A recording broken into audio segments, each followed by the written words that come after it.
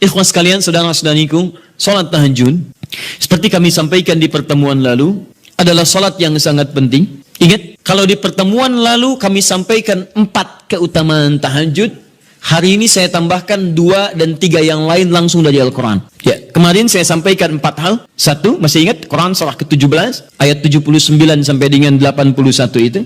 Orang yang rajin tahajud akan mendapatkan 4 keutamaan yang tidak didapatkan oleh orang-orang yang tidak tahajud, sekalipun sholat fardunya begitu khusyuk.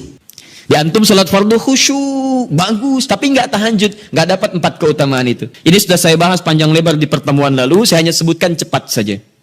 1, Allah akan mengangkat karir, pekerjaan atau aktivitasnya di tempat yang terbaik. Ya, jadi kalau antum misalnya pengusaha atau orang karir di kantor dan sebagainya, itu akan cenderung kemudian ditolong oleh Allah, diangkat ke tempat yang terbaik. Terbaik itu tidak harus puncak yang paling tinggi, direktur, tidak misalnya.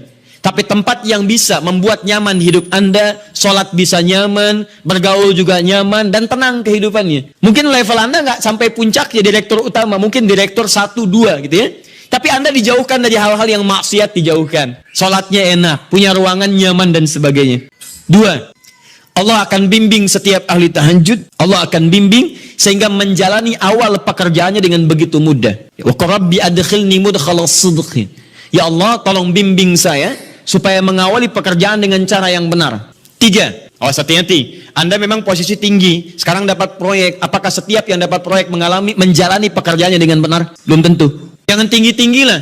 Maaf ya, apakah orang tua yang sekarang menyekolahkan anaknya ke tempat belajar menjalani awalnya dengan benar? Hati-hati ya Bu ya, Pak. Bapak Ibu menyekolahkan anak dengan awal yang salah, maka memberikan jalan keburukan ketika dia belajar. Saya katakan jangan pernah Anda masukkan anak Anda ke sekolah dengan menyogok. Bayar sekian supaya masuk, menyalahi aturan. Kalau awalnya sudah salah, bagaimana anak Anda bisa belajar dengan benar? Mustahil mendapatkan sesuatu yang tidak baik. Yang baik itu mustahil didapatkan. 3, wa akhrijni mukhrijas sidqin. Allah berikan jalan keluar terbaik dari persoalan yang dirasakan. Di ahli tahajud itu setiap punya masalah, bukan nggak dapat masalah ya, bukan tidak bermasalah hidupnya. Dia mendapat ujian juga.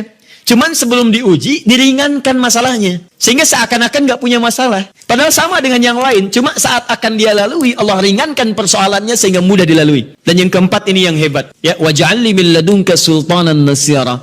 Allah akan tolong langsung orang ini ketika ada lingkungan sekitar yang akan menyakiti atau menjahilinya. Kalau diisengi orang, diganggu orang, dan sebagainya. Ini orang-orang seperti ini langsung mendapatkan perlindungan dari Allah Subhanahu wa Ta'ala.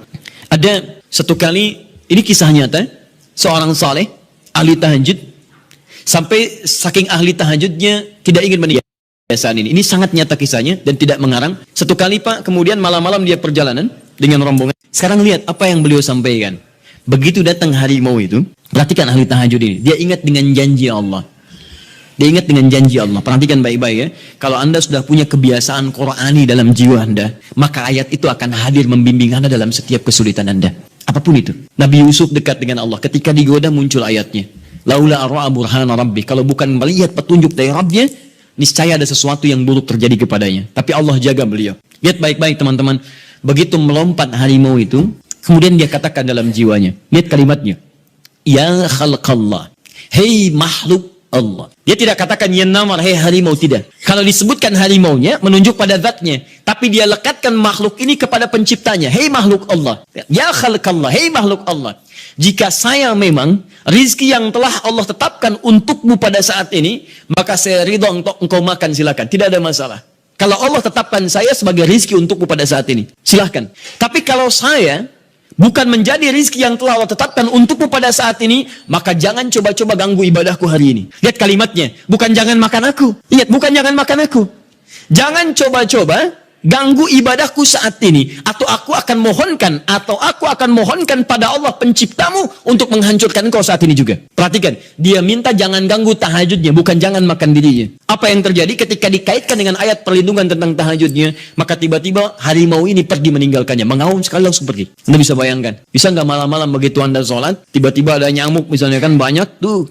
Begitu Anda mulai disengat oleh nyamuk, diambil, Anda katakan, hei nyamuk,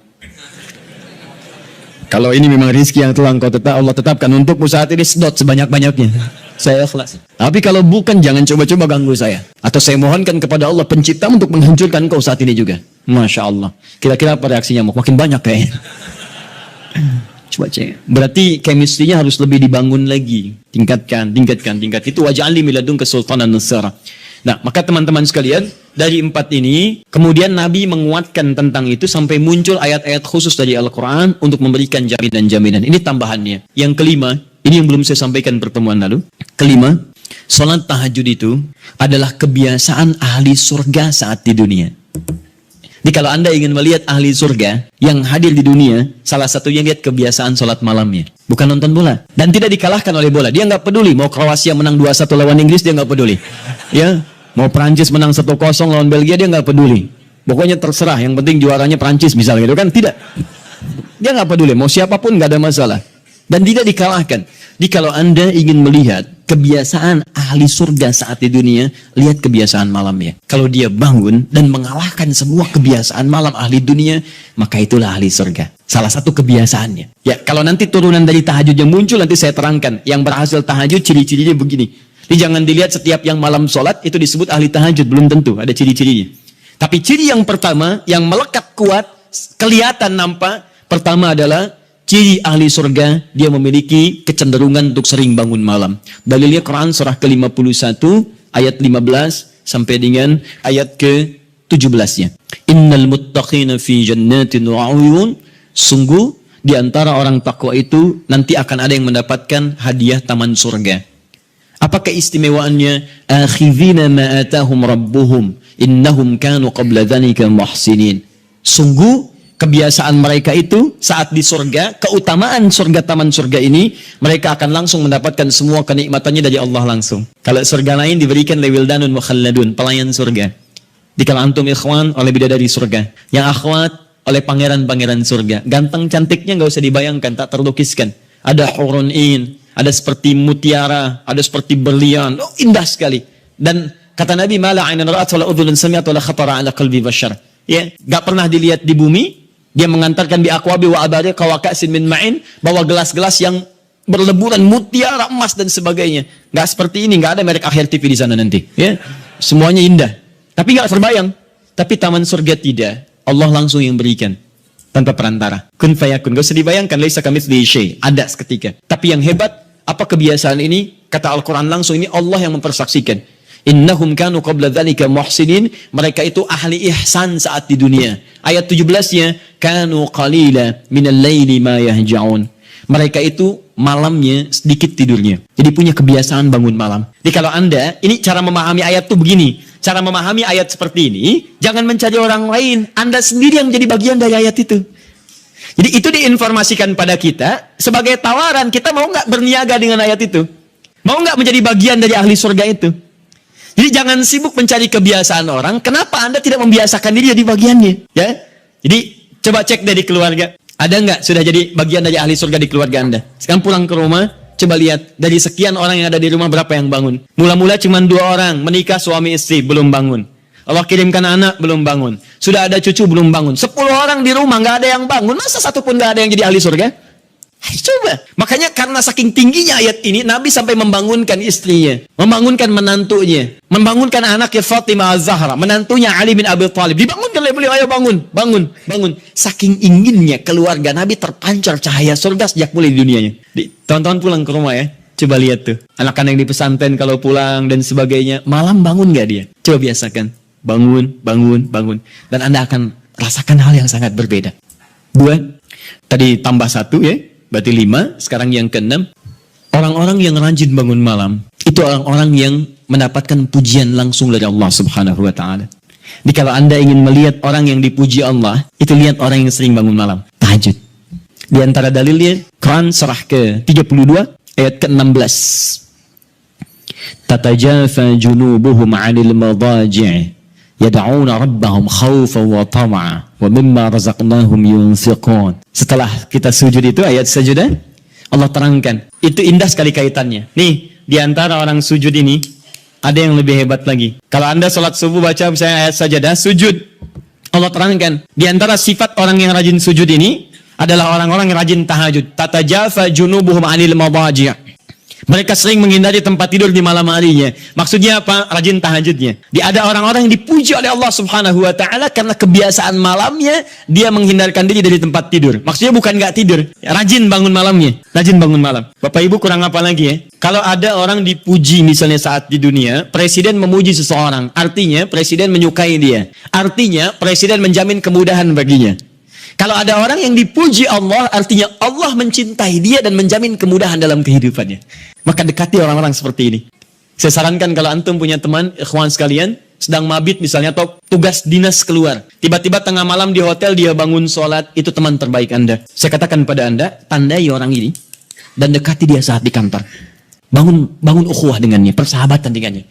Maka ketika Anda mendekati orang-orang yang dipuji oleh Allah, maka Anda pun akan kedapatan bagian dari pujiannya. Karena mustahil orang yang dijaga oleh Allah mengajak Anda pada maksiat. Itu mustahil. Mustahil. Sama teman-teman yang masih di kampus. Kalau malam-malam misalnya di asrama atau pulang tiba-tiba ada orang-orang yang kelihatan sholat malam, dekati orang ini. Jadilah bagian dari sahabatnya. Dan dengan itu saya ajak, coba cek pasangan hidup Anda. Jangan-jangan selama ini Anda berdua belum mendapati sesuatu yang terbaik. Kalau ibu ingin suaminya dipuji oleh Allah Subhanahu wa taala, maka bangunkan malamnya supaya dia sholat. Kalau Anda, istri Anda ingin dipuji oleh Allah Subhanahu wa taala, bangunkan malamnya supaya dia salat. Dan kalau bisa keduanya kompak. Pernah kan saya sampaikan di pertemuan lalu, Nabi menyampaikan, lihat rahimallahu ra'an atau rajulan. Allah merahmati seorang lelaki. Kemudian yang bangun di pertengahan malam dia salat, lantas membangunkan istrinya dan mencipratan air di wajah istrinya supaya dia bangun menunaikan salat malam. Seperti Allah merahmati seorang istri yang bangun di malam hari untuk salat, kemudian dia mencipratan air di wajah suaminya supaya bangun untuk salat. Saking tingginya mendapatkan pujian Allah, sampai kata Nabi SAW, ayo bangunkan istrimu sekalipun kau ciprakan air di wajahnya. Tapi mohon izin Bu ya, maksud hadis itu, kalau sudah ada komitmen dan rencana bangun di malam harinya. Nggak ya? Bukan ibu ngaji sekarang, suami nggak hadir. Terus dengar itu, terus nggak punya rencana. Aduh, saya pengen suami dipuji Allah. Masya Allah, malam-malam segayung Pak. Mama kenapa? Hadis Nabi Pak, lo hadis. Aduh, siapa yang ngajarin? Nah, itu yang repot. Paham ya? Baik. Sudah, yang terakhir. Ini menunjuk pada keutamaan tahajud. Kemarin 4, saya tambahkan jadi 3. 1, masih ingat tadi yang pertama apa? Allah Subhanahu wa ta'ala menjamin ia sebagai ahli surga, kebiasaan yang ada di dunia. Yang kedua, Allah memuji orang ini. Dan yang ketiga, tahajud itu kebiasaan orang soleh yang ditekankan oleh Al-Quran dan hadis Nabi SAW. Kebiasaan orang-orang soleh. Jadi, kalau yang pertama ahli surga, kedua dipuji Allah, yang ketiga langsung dikuatkan orang-orang soleh. Dan orang-orang soleh itu, mohon izin ya, maaf, orang soleh itu tempatnya saat di surga, itu sesurga dengan semua nabi. Semua nabi dan rasul. Ayatnya ada di Quran surah keempat An-Nisa ayat 69. Paling kanan di pertengahan. وَمَنْ يُطِعِ اللَّهَ وَرَسُولَ فَأُولَٰئِكَ مَعَ الَّذِينَ أَنْعَمَ اللَّهُ عَلَيْهِمْ مِنَ النَّبِيِّينَ وَالصِّدِّيقِينَ وَالشُّهَدَاءِ وَالصَّالِحِينَ وَحَسُنَ أُولَٰئِكَ رَفِيقًا. Siapa yang mau menaati Allah dan Rasulnya, maka dia bisa sesurga dengan orang-orang yang telah Allah berikan jaminan nikmat surga untuk mereka. Di antara mereka para nabi, awas, para syuhada, siddiqin, orang-orang jujur, wassalihin, orang-orang saleh. Ini syahidnya di ayat ini bahwa orang-orang saleh akan sesurga bersama semua nabi. Saya pernah katakan pada Anda, kalau beberapa nabi saja, maka bahasa Arabnya bukan nabiyin, tapi anbiya. Anbiya. Karena itu ada surah ke-21, surah Al-Anbiya. Di situ dikisahkan beberapa nabi saja. Puncaknya di Quran surah 21 ayat 83 sampai 90. Di situ ada kisah Nabi Zakaria, kisah Nabi Yunus, kisah Nabi Ayub dan sebagainya. Anda bisa baca itu, ada turunan para nabi, tapi tidak semua nabi dikisahkan. Tapi kalau Anda ingin sesurga dengan semua nabi tanpa kecuali, maka Anda kerjakan sebagai orang soleh saat di dunia, ada peluang mendapatinya. Nah, ciri orang soleh yang ditekankan itu, dia adalah orang-orang yang rajin. Ayat kedua, wa minal laili fasjud lahu wasabbih. Tapi sebagian malam, cari waktu untuk banyak bersujud kepada Allah dan memperbanyak tasbih kepadanya. Di antara makna tasbih dan sujud itu adalah tahajud. Dari mana taunya tasbih dan sujud bagian dari tahajud? Itulah nanti yang akan kita bahas tentang sifat salat tahajud Nabi dalam pertemuan yang sekarang. Baik, sekarang kita mulai materi intinya. Tadi muqaddimah. Ya. Baik. Bismillah. Bismillahirrahmanirrahim. Di pertemuan lalu kita telah bahas tentang jumlah rakaat salat malam. Kemudian di antara rakaat itu kita diberikan pilihan mana yang mau dipilih. Silahkan, tidak ada masalah. Mau 11, mau 23, bahkan lebih daripada itu. Sekarang setelah diketahui jumlah rakaatnya, bagaimana cara menunaikannya? Baik. Hadis pertama, Abu Daud, nomor hadis 1369. Kita ambil dua hadis dulu barangkali. Bismillah. Satu, hadis riwayat Abu Daud. Masih ingat ya, Abu Daud nama aslinya Sulaiman dari Sijistan, dikenal dengan Sulaiman As-Sijistani. Dia rawinya Ibnu Abbas radhiyallahu taala anhuma. Baik. Yang kedua, bisa diambil di Al-Bukhari, nomor hadis dari 2008 bisa sampai 2012. Saya kasih jeda ke sini ke 2010-nya. Ini kebiasaan dengan Sayyidah Aisyah, ke sini dengan Sayyidina Umar bin Khattab radhiyallahu taala anhu. Tiga, bisa diambil hadis riwayat Muslim, nomor hadis 763. Kita ambil tiga dulu karena waktu kita agak terbatas hari ini. Baik, yang pertama kita lihat, sekarang kita akan bicara tentang teknis atau cara menunaikan tahajud. Sifat pertama, apakah tahajud ditunaikan sendirian atau bagaimana bacaan tahajud Nabi sampai dengan ke salam? Ya, kita mulai bagian pertama. Bismillahirrahmanirrahim, tentang persoalan apakah salat tahajud ditunaikan sendiri atau berjamaah. Kita ambil hadis pertama di Abu Daud nomor hadis 1369. Hadis ini telah kami kopikan tentang dari awal pembahasan dan alhamdulillah saya hakul yakin sudah dibagikan ya. Mungkin sebagian yang datang pada kesempatan ini ada yang belum mendapatinya. Mudah-mudahan nanti kita tampilkan kembali untuk bisa dipahami dengan baik. Singkatnya adalah ketika Nabi sallallahu alaihi wasallam menginap di rumah istri beliau Sayyidah Maimunah, kemudian Ibnu Abbas radhiyallahu taala anhuma juga ingin menginap di rumah Sayyidah Maimunah. Setelah itu tujuannya untuk mengetahui kebiasaan Nabi. Ini Bapak Ibu, maaf ya, kalau saya harus sampaikan permohonan maaf di awal, kebanyakan orang belajar hadis itu seringkali melewati muqaddimahnya, pengantar hadisnya. Hanya langsung ingin tahu poin-poinnya aja isinya seperti apa. Padahal pengantar hadis itu memberikan inspirasi pada kita membentuk karakteristik seperti orang-orang baik di masa lalu. Jadi saya sarankan kepada Anda, kalau Anda belajar hadis, kemudian ingin Anda bahas, ada dua hal penting di hadis itu. Satu sanad, dua matan. Sanad itu adalah singkatnya silsilah periwayat hadis yang meriwayatkan hadis itu sampai pada kita. Siapa yang meriwayatkan hadisnya? Pelajari kenapa dia bisa meriwayatkan hadis, apa kebiasaannya. Yang kedua matan, matan itu isi hadisnya. Nah sekarang lihat baik-baik ya. Ibnu Abbas ini yang meriwayatkan hadis kita ini, yang sampai kepada kita. Siapa Ibnu Abbas ini? Ini masih kecil anaknya. Ya, anaknya Abbas. Abbas punya dua anak laki-laki, satu Fudail, kedua Abdullah.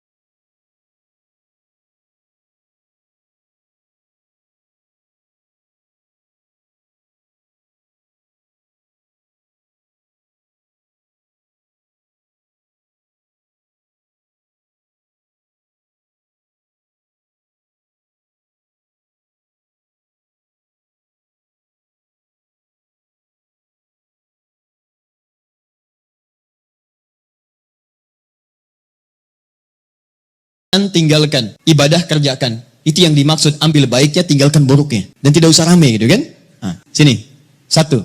Dalil kedua. Bismillah.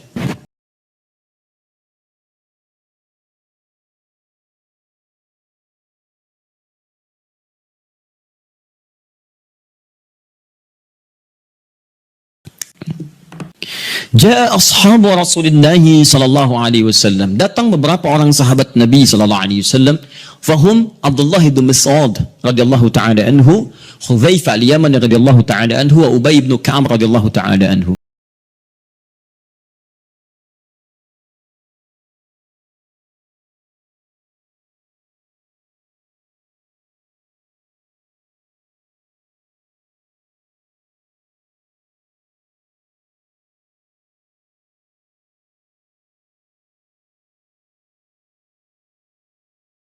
Maka beliau menyampaikan, riwayatnya cukup panjang, ya.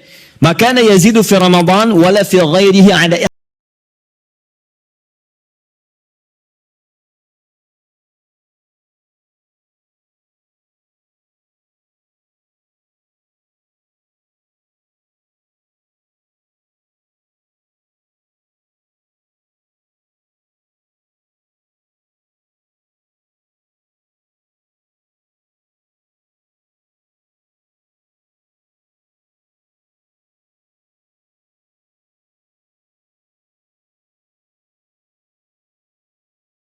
bahkan yang kurang dari itu, ada yang lebih daripada itu. Tapi di rumah Sayyidah Aisyah 11 rakaat. Dan ini telah tuntas di pertemuan lalu. Perhatikan, yusalli arba'an, kemudian beliau salat 4 rakaat. Thumma yusalli arba'an, kemudian 4 rakaat. Thumma yusalli thalathan. Beliau salat 4 rakaat dan 3 rakaat. 4, 3. 4 tambah 4, 8 tambah 3, 11. Ini seperti kesimpulan di pertemuan lalu, boleh kita menunaikan sholat malam dengan 11 rakaat, formulasinya 4, 4, 3. Kalau Anda ingin 2, 2, 2, 2, ujungnya 1, boleh. Hadisnya telah saya sampaikan. Bahkan masih tertulis di Abu Dawud nomor hadis 1369. Di kalau 11, boleh gunakan 2, 2, 2, ujungnya 1. Atau kalau witirnya 3, kemudian 8 tambah 3. Atau 4, 4, 3. Selesai. Tapi pembahasan kita bukan di situ. Teruskan hadisnya. La tas'al an husnihinna wa tolihinna. Tapi jangan ditanyakan bagaimana panjang dan bagus bacaannya. Jangan ditanya. Maka setelah peristiwa itu, beberapa malam kemudian mereka mengikuti Nabi SAW, sholat di belakang Nabi SAW dalam kesempatan sholat malamnya. Dimulai dari Hudzaifah, dimulai dari kemudian Abdullah bin Mas'ud dan yang lainnya. Yang paling menarik, bahkan tersebut nanti di Al-Bukhari, bahkan di hadis Muslim, teman-teman sekalian, indah. Kata Hudzaifah, termasuk Abdullah bin Mas'ud, tidak ada solat seindah solat di belakang Nabi SAW. Tidak ada solat seindah solat di belakang Nabi SAW. Ini yang mereka kisahkan solat malam. Kata Abdullah bin Mas'ud, Rasulullah SAW kemudian membaca 100 ayat Al-Baqarah pertama. Saya duga akan selesai, ternyata beliau lanjutkan. Yang paling menarik, lihat. Ketika beliau membaca ayat tasbih, maka beliau berhenti bertasbih terlebih dahulu. Ketika membaca ayat doa, maka beliau berhenti berdoa terlebih dahulu. Ketika kemudian sampai pada ayat-ayat perlindungan, perlindungan itu tentang berlindung dari neraka, dari azab dan sebagainya, maka beliau berhenti untuk berlindung kepada Allah dari semua keburukan itu dulu. Anda bisa bayangkan, nanti ketika masuk ke bacaan, saya terangkan tentang makna ini. Tapi poinnya adalah, saya mau tanya pertama kali, 3 orang sahabat ini sholat di belakang Nabi dalam kesempatan sholat fardu atau sholat sunnah? Sunnah. Sholat sunnahnya siang atau malam? Malam. Malamnya tahajud atau bukan? Artinya, boleh kemudian dalil ini bahkan tersebut di kitab yang sangat sahih, hadisnya sahih, menunjukkan kebolehan menunaikan sholat tahajud secara berjamaah. Paham? Baik. Ini dalil yang kedua. Ini dalil yang kedua. Tapi, bagaimana pemahaman ulama dalam menafsirkan kebolehan ini? Karena jangan tafsirkan oleh kita sendiri. Rujuk para ulama. Ibnu Majah nomor hadis 233. Innal ulama warathatul anbiya. Sungguh para ulama itu pewaris para nabi. Wa innal anbiya la yurithuna dirhaman wala dinaran. Walakinnahum yurithuna al-ilma. Sedangkan para nabi tidak pernah mewariskan dinar dan dirham. Mereka mewariskan pengetahuan. Artinya, kalau ada ilmu yang pernah disampaikan oleh Nabi, maka kita harus merujuk pada pemahaman ulama. Bagaimana mereka menafsirkannya. Paham ya? Awas. Dan ulama itu luar biasa. Mereka belajar puluhan tahun. Imam Al-Bukhari itu menulis Sahih Al-Bukhari 16 tahun. Sebagian di Mekah disempurnakan di Madinah. Lalu Anda menyimpulkan dalam 16 jam. Mustahil. Ya? Nah ini, dalil-dalil tadi menunjukkan kebolehan sholat berjamaah. Lantas bagaimana memahami tentang kisah-kisah tadi dalam kebolehan yang dimaksudkan? Maka ulama terbagi pada 2 pendapat utama dari sini. Dan ini yang boleh kemudian kita amalkan dalam kehidupan. Satu, pendapat pertama menyampaikan hadis yang menunjukkan dibenarkannya salat tahajud berjamaah dan memberikan hukum bolehnya berjamaah menunaikan tahajud. Kata ulama yang pertama, menunjuk pada kondisi yang khusus. Jadi bukan kondisi biasa. Artinya jika kondisi ini ada, maka yang terbaik Anda tunaikan berjamaah. Tapi kalau kondisi dimaksud tidak ditemukan, maka sendirian itu lebih utama. Apa kondisinya? Satu, memberikan tuntunan atau pelajaran bagi orang yang belum terbiasa menunaikan tahajud. Belum biasa dia. Ya, belum ada kebiasaan pada dirinya. Ini menunjuk pada hadisnya Ibnu Abbas radhiyallahu taala anhuma. Kan ini baru pertama kali berkunjung kan ke rumah bibinya Sayyidah Maimunah, kemudian tiba-tiba salat di belakang Nabi, oleh Nabi ditarik, diajarkan bagaimana caranya menunaikan salat malam, kekhusyuannya dan sebagainya. Jadi kalau Anda misalnya dalam kondisi ingin membimbing orang-orang tertentu, misal di rumah suami ingin membimbing dengan istri atau membiasakan dengan anak-anak yang belum terbiasa salat malam, ya. Tiba-tiba anak Anda beranjak misalnya jadi semakin dewasa, sudah baligh, Anda ingin bangunkan malam hari, jangan biarkan dia sendiri. Khawatirnya karena belum terbiasa, belum mengerti cara menunaikan salat malamnya. Paham ya? Tiba-tiba Allahu Akbar, rakaatnya kencang, alhamdulillah sedang tahajud. Lama gak keluar bunyinya, lama-lama ketahuan tidur di sejadah itu kan? Nah, karena belum terbiasa. Ya. Allahu Akbar, baca surat, sudah baca surat, ruku Allahu Akbar, begitu sami Allahu liman hamidah, kedengaran dari samping, gol, ya, berubah suasana hidupnya. Salatnya ditinggalkan, kemudian langsung update status, itu kan repot juga. Ya, kekinian, karena belum terbiasa menunaikan dia. Maka seperti Nabi membimbing Ibnu Abbas radhiyallahu taala anhuma, Anda boleh hidupkan saat di rumah, anak Anda bangunkan, yuk bangun yuk, malam kita tahajud. Kenapa Pak mesti tahajud? Kan kita udah banyak sholat, misalnya. Sayang, Allah menjamin kalau kita tahajud, kita sekeluarga masuk surga. Allah sudah menjamin surga kita di dunia, tapi Allah belum menjamin surga kita di akhirat. Papa takut kalau di dunia kita bersama, di akhirat kita berpisah. Alhamdulillah, tidak ada yang bisa menyatukan kita kecuali amal soleh kita. Yuk bangun, tolong papa mama supaya memudahkan hisab saat di akhirat. Bangun. Kenapa Papa mesti bangun? Kan capek. Sayang, justru ketika kamu sholat sekarang, hidup kita besok akan dimudahkan oleh Allah. Allah sudah berjanji, kalau kita bangun malam ini, maka pekerjaan kamu besok akan mudah.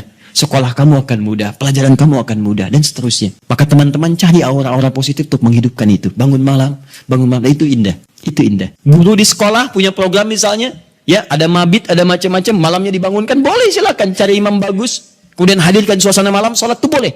Sah, nggak ada masalah. Taib. Dua, bukan dua yang bawahnya ya. Dua yang masih poin satu. Jadi 1A tadi, jika ada suasana ingin membimbing kalangan tertentu atau orang-orang tertentu yang belum terbiasa menunaikan sholat malam. Dua, sudah? Dalam rangka melatih atau menghadirkan kekhusyuan, dalam rangka melatih atau menghadirkan kekhusyuan, juga menyempurnakan hafalan Al-Quran. Melatih, menghadirkan kekhusyuan, juga menyempurnakan hafalan Al-Quran. Ini kebolehan ini diikat pada suasana yang kedua ini. Contohnya tadi peristiwa beberapa sahabat tadi. Ya, mereka biasa salat malam. Cuman ingin bertanya bagaimana salat malamnya Nabi. Ingin merasakan kehusyuan tersendiri. Dimaksudnya pengalaman itu nanti bisa dibagi dengan sahabat lain ketika mengimami. Visi sahabat begitu Pak, Bu. Di sahabat-sahabat ini kadang ngejar Nabi supaya bisa diamalkan lagi dalam kesempatan lain. Misal Mu'adz bin Jabal itu ngejar Nabi. Bagaimana sifat salat fardunya. Begitu mendapati kebiasaan Nabi, Masya Allah. Begitu Mu'adz salat di belakang Nabi, Allahu Akbar. Salat isya'nya teman-teman sekalian, itu sampai Al-Baqarah 100 ayat. Baru kemudian selesai salam. Begitu mendapatkan pengalaman itu, Mu'adz kemudian pergi ke tempat beliau, jadi imam. Saat jadi imam, beliau imami persis sama dengan cara mengimami Nabi. Isya'nya Al-Baqarah, rakaat pertama 100 ayat. Rakaat kedua 100 ayat yang lainnya. Jadi selesai kemudian salat isya, 200 ayat paling minimal. Kadang-kadang selesaikan Al-Baqarah. Begitu lihat makmum ke belakang, mulai berkurang. Kata Mu'adz, munafik nih orang-orang, gak mau sholat dengan saya. Karena tanda orang munafik salah satunya adalah malas menunaikan sholat isya dan sholat subuh. Keberatan para sahabat yang disebut munafik oleh Mu'adz. Kami tidak munafik, diadukan pada Nabi. Begitu diadukan, Mu'adz dipanggil. Mu'adz kenapa? Ya Rasulullah, saya imami mereka sholat malam, sholat isya. Mereka tiba-tiba menghilang. Ada yang lemas, ada yang tidak ikut. Mereka munafik, bukan kata Anda munafik orang-orang malas sholat isya. Lalu ditanya oleh Nabi, kenapa kalian tidak ikut sholat dengan Mu'adz? Ya Rasulullah, bukan kami nggak ikut, cuman kepanjangan. Kami udah kerja begini capek, diimamin begini, kami juga capek kan ya. Nah itu zaman Nabi sudah ada. Sudah ada sebagian seperti itu. Maka kata Rasulullah, kenapa Mu'adz kamu terlampau panjang? Kata Mu'adz, ya Rasulullah, saya akan ikut Anda. Anda ingin saya begini, saya praktekkan. Tapi Nabi, perhatikan, lebih pintar. Karena Allah berikan bimbingan. Ya Mu'adz, perhatikan baik-baik. Saya baca panjang, karena makmum saya itu kamu. Tapi kamu baca panjang, makmum kamu mereka. Nggak sama. Kalimat itu yang di copy paste oleh sahabat Ali bin Abi Thalib ketika kemudian disoal oleh masyarakatnya pada saat itu. Kata rakyatnya, Ali, kenapa pemerintahan kamu banyak masalah? Pemerintahan pada masa Utsman tidak begini. Umar lebih bagus daripada ini. Abu Bakar lebih bagus lagi. Pemerintahan kamu banyak masalah. Kata Ali, waktu Abu Bakar, Umar, Utsman, rakyatnya saya. Tapi waktu saya, rakyatnya kalian. Itu masalahnya. Paham ya? Baik. Nah, yang tiga sahabat tadi, Abdullah bin Mas'ud radhiyallahu ta'ala anhu, kemudian Ubay bin Ka'ab dan Hudzaifah al-Yamani, itu mencoba merasakan kehusyuan salat di belakang Nabi supaya aura khusyuk itu bisa dipraktekkan sekalipun sedang salat sendirian. Berapa lama sih salat Nabi itu? Berapa panjang? Penasaran kok disebutkan panjang aja. Jangan tanya panjangnya, saya pengen ikut. Berapa lama sih? So, seperti apa bacaannya? Itulah yang kemudian mereka dapatkan dan diabadikan oleh Imam An-Nawawi. Antum beli kitab At-Tibyan. Saya ada beberapa yang bahasa Arab. Seingat saya yang di terbitan Darul Kutub Al-Islamiyah warna merah marun. Itu halaman 37, paling kanan sebelah atas. Paragraf pertama dari 1 sampai 3. Itu teman-teman sekalian. Kata Imam An-Nawawi, sepeninggal Nabi, semua sahabat Nabi yang profesi apapun. Maaf ya, yang pedagang, yang pengusaha, yang birokrat, yang diplomat. Itu tidak pernah meninggalkan kebiasaan sholat malam dan kebiasaan mereka sampai khatam Al-Quran. Sholat malamnya. Uthman bin Affan, Tamim Ad-Dari, Abdurrahman bin Auf dan sebagainya. Mereka orang-orang kaya, orang sukses, kaya. Abdurrahman bin Auf kapaknya terbuat dari emas, hartanya banyak, tapi tidak menghentikan kerinduannya untuk menunaikan tahajud. Antum sekaya apa dibandingkan beliau? Dan berapa kali dikalahkan oleh rasa kantuk dan yang lainnya. Orang kaya sekarang belum tentu ada yang kapaknya terbuat dari emas. Tanyakan Bill Gates, orang paling kaya sekarang. Istrinya Melinda Gates. Tanyakan, punya kapak nggak? Belum tentu punya. Minyak angin aja nggak punya, cap kapak ya. Saya sini. Jadi itu ya. Jadi kalau Anda ingin merasakan misalnya kehusyuan, kenikmatan sholat, Anda boleh malam datang, misalnya ada imam yang bagus, bacaannya indah, sehingga beberapa bagian tertentu terces lagi, ya enak, dapat imam bagus. Seperti saat Ramadan Anda mencari imam yang bagus, itu boleh. Ada kebiasaan-kebiasaan di teman-teman, terutama Masya Allah, anak-anak pesantren Hidayatullah itu. Demi Allah saya katakan, itu diantara kebiasaan mereka pada umumnya tidak pernah meninggalkan tahajud malam, terkhusus malam Jumat. Anak-anak itu tuh yang luar biasa. Jarang diekspos ya, tapi saya sampaikan supaya kita ikuti kebiasaan itu. Antum boleh misalnya satu malam cari waktu, terus imam yang bagus, sholat qiblah, supaya mendapatkan kehusuan tersendiri, itu sah dilakukan. Seperti para sahabat pernah melakukan. Dalilnya ini, hadis sahih, dibenarkan oleh para ulama, dan sah hukumnya. Ini kata para ulama yang pertama, dibolehkan salat tahajud berjamaah dalam konteks ini saja. Ini yang tekstual. Di luar ini, kerjakan masing-masing. Jelas sampai sini? Baik.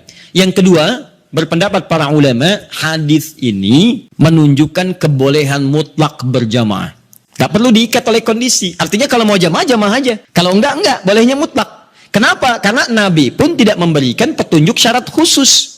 Nabi tidak pernah mengatakan, boleh tahajud kalian kalau ada keperluan aja atau kalau ingin menghadirkan kehusyuan. Kalau tidak ya sudah, nggak usah. Maka ulama yang kedua mengatakan sepanjang tidak dikhususkan, maka jangan jadikan yang umum itu kemudian ditakhsis jadi hukum umum, jadi hukum khusus. Di yang kedua mengatakan dari sini tahajud boleh mutlak berjamaah. Artinya kalau ingin jamaah, jamaah. Kalau tidak, nggak apa-apa. Paham di sini? Jadi kalau yang pertama mengikat dengan dua kondisi tadi, kalau tidak ada itu nggak usah berjamaah. Kemudian yang kedua mengatakan ingin sendirian boleh, ingin berjamaah boleh, dan bolehnya boleh mutlak. Artinya kalau ingin silahkan, tidak silahkan. Suami istri bangun malam, pengen tahajud berjamaah, boleh silahkan. Pengen masing-masing, tidak ada masalah. Jelas sampai sini? Tidak harus menunggu dua kondisi ini. Kalau ingin bangun bersama-sama, bangun, sholat berjamaah, sah hukumnya. Paham? Baik. Dan dua hal ini tidak ada pertentangan. Masing-masing menghormati satu dengan yang lainnya, hanya menunjukkan beberapa perbedaan saja dari sudut pandang pemahaman kepada dalil. Tapi dua-duanya sepakat bahwa tahajud boleh ditunaikan secara berjamaah. Paham? Baik. Kalau sendirian boleh? Tidak ada perbedaan pendapat di situ. Jadi jangan Anda katakan, bolehkah sholat tahajud sendirian? Terdapat perbedaan pendapat ulama di situ. Anda yang beda di situ. Paham ya? Baik. Satu, selesai masalah kita. Ustadz cenderung yang mana? Dua-duanya hampir sama. Apa yang mau didebatkan? Dua-duanya hampir sama. Toh mustahil orang-orang berjamaah kalau nggak ada dua keperluan itu. Silakan cek. Pada umumnya ketika berjamaah kan dua itu. Kalau imma tidak memberikan contoh cara tahajud yang benar, yang kedua ingin mendapatkan kekhusyuan dalam sholat. Hampir tidak ada yang lainnya. Silahkan cek. Hampir tidak ada yang lain. Karena itu saya kira ini sedikit bersamaan. Hanya beda dalam ungkapan saja. Baik ya? Baik. At-tasmiyah la yughayyirul musamma. Beda nama kadang-kadang tidak menunjukkan perbedaan dari objek yang dibicarakan. Apa bedanya gedang dengan pisang? Sama. Beda. Kalau bahasa Indonesia gedang itu, bahasa Sunda pepaya, dengan pisang itu cau. Baik ya. Nah, tapi kalau di Jawa disebut gedang itu pisang. Bendanya sama, menunjuk pada benda yang sama, hanya ungkapan yang berbeda. Baik, masalah kedua. Yang terakhir.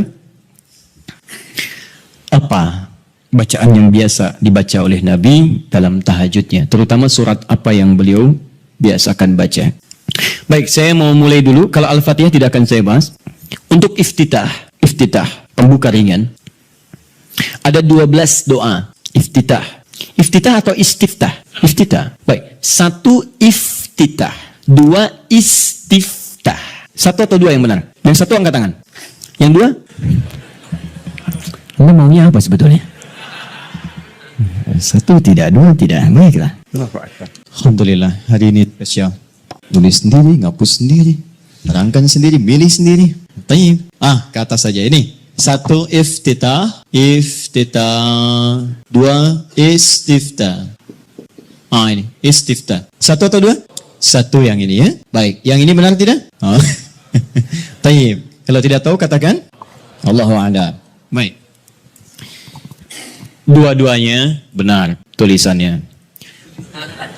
Betul. 1 iftitah, 2 istiftah. Benar tulisannya. Apa perbedaan keduanya? 1 iftitah itu lebih sedikit hurufnya dan lebih pendek bacaannya dibanding istiftah. Tidak percaya baca. Iftitah 1, 2 istiftah. Lebih banyak mana hurufnya 1 atau 2? 2. Panjang mana?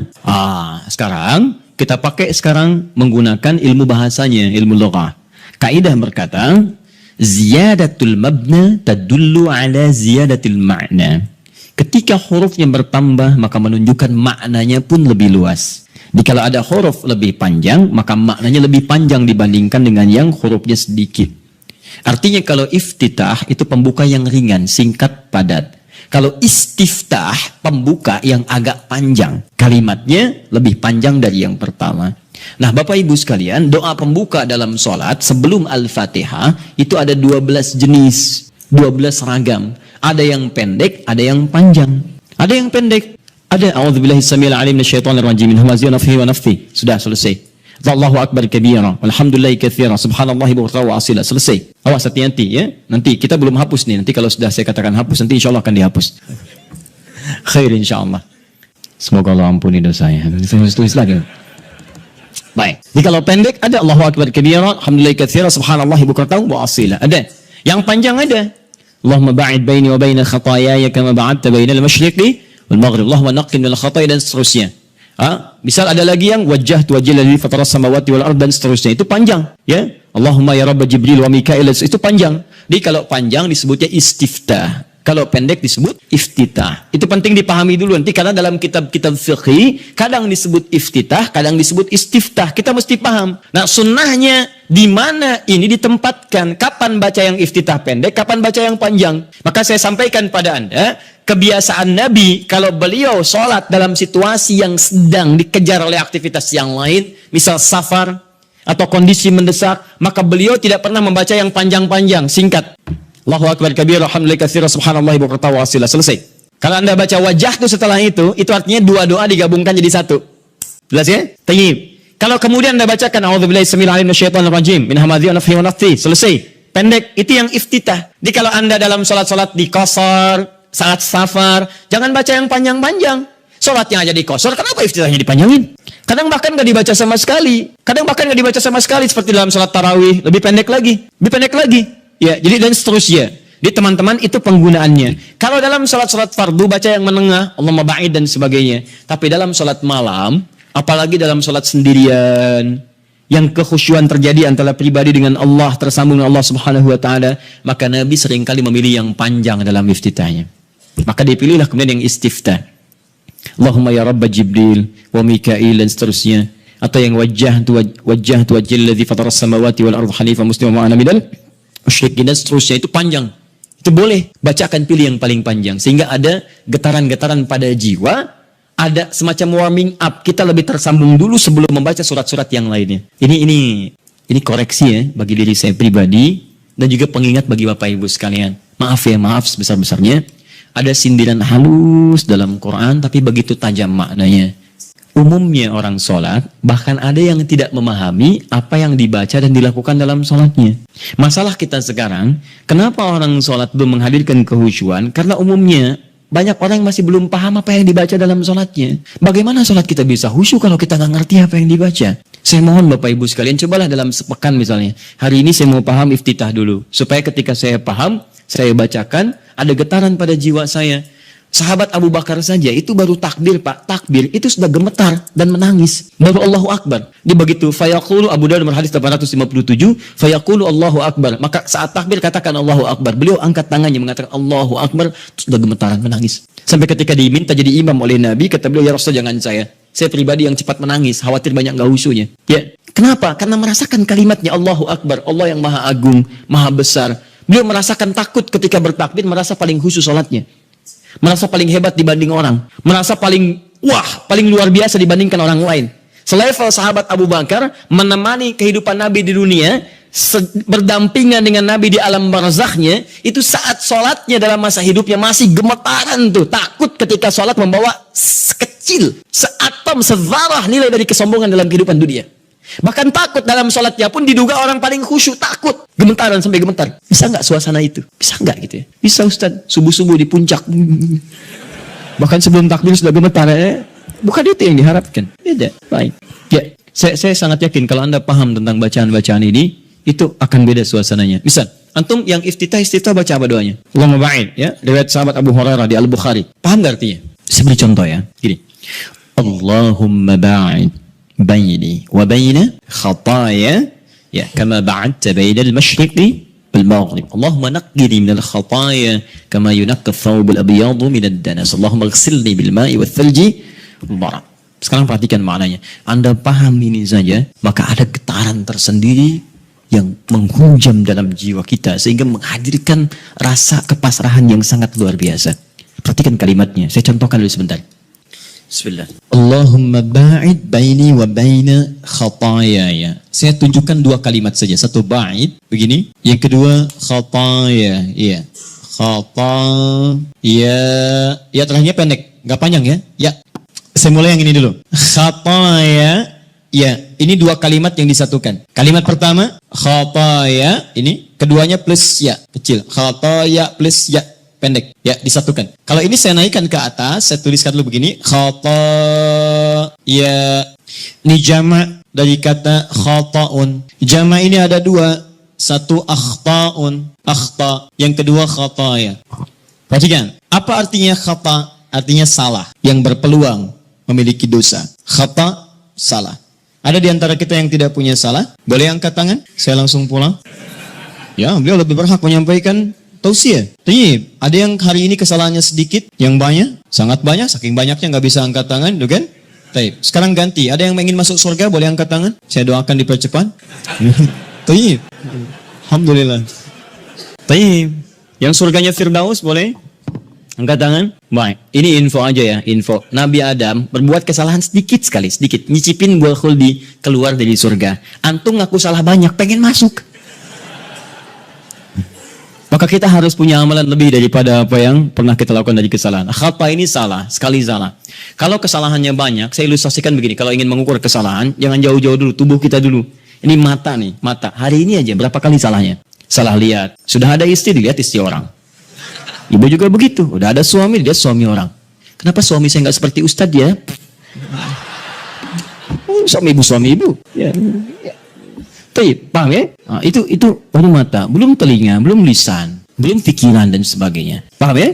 Nah, kalau kesalahannya jadi banyak, tapi masih bisa dihitung, itu akhta namanya. Akhta, salah, tapi masih terhitung. 1, 2, 3, 4, 10. Hari ini 50 salah. Ya Allah, berarti saya harus cari 50 amalan untuk menutup yang salah ini.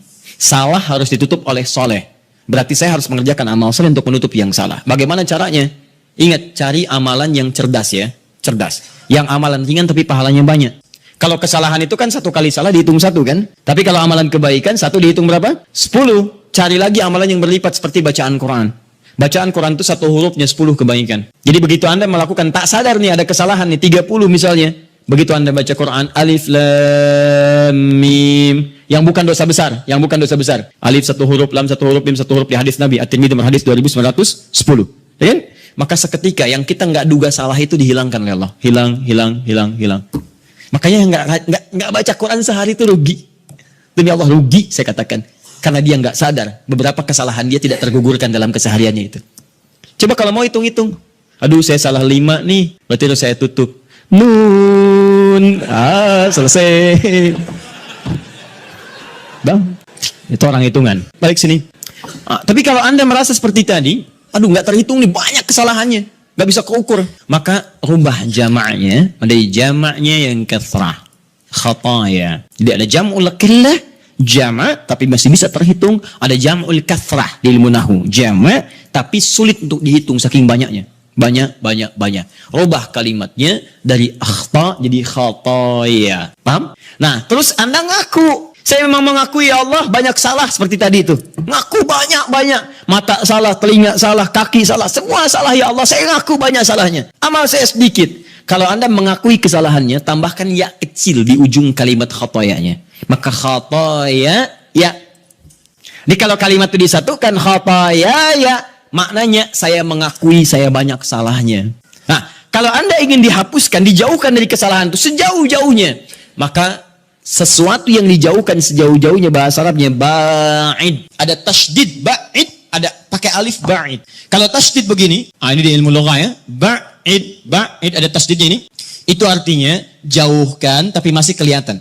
Allah ya ba'id sa'an nih. Teman-teman tolong jauhkan jam itu dari saya. Anda jauhkan misalnya. Tapi saya masih lihat itu pakai tasydid ba'id. Tapi kalau sudah pakai alif ba'id itu artinya jauhkan sejauh-jauhnya sampai saya nggak bisa lihat lagi.